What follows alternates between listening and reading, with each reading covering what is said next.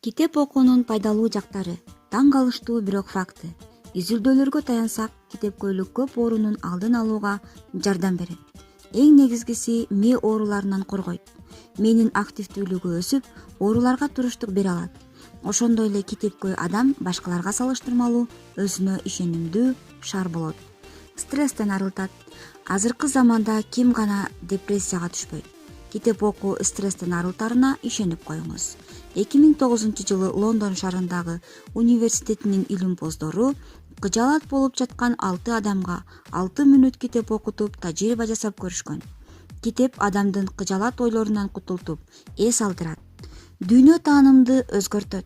Китептеги окуялар ак-караны ажырата алууга, турмуштагы акыйкаттыкты, сүйүүнү баалоого, кыянаттыкка жана башка турмушубузда кезиге турган терс факторлордун баарына туруштук берүүгө, күчтүү болууга жардам берет.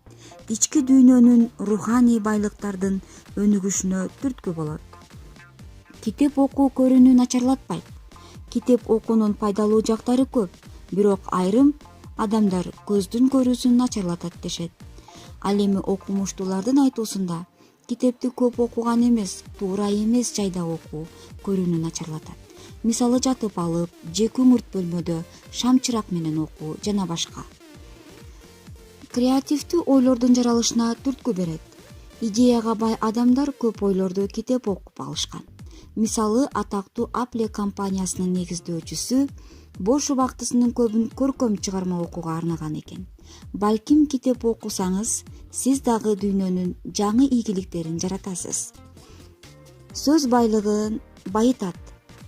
Китепти көп окуган адам менен китеп окубаган адамдын сүйлөө речин салыштырсаңыз болот. Китеп окуу ораторлукка алып келбесе да, керек жерден оюңузду кенен, түшүнүктүү, терең чагылдырганга жардам берет. Эс тутумду жакшыртат. Китептеги миңдеген кыймыл-аракеттер, кийимдердин өңдөрү майдаланып сүрөттөлүп, сиздин эс тутумуңуздун мыкты болушуна шарт түзөт. Башкача айтканда, эс тутум китеп окуу менен машыгып турат да, эс тутум жакшыра баштайт. Ал гана эмес, жаш балдардын китеп көп окуусу бамчылдыкка үйрөтүп, ошондой эле көчөдөгү ар бир адамдын кандай өңдө кийинип жүрүшүн айтып берип, сизди таң калтырат. Андыктан китепти көп окуңуз.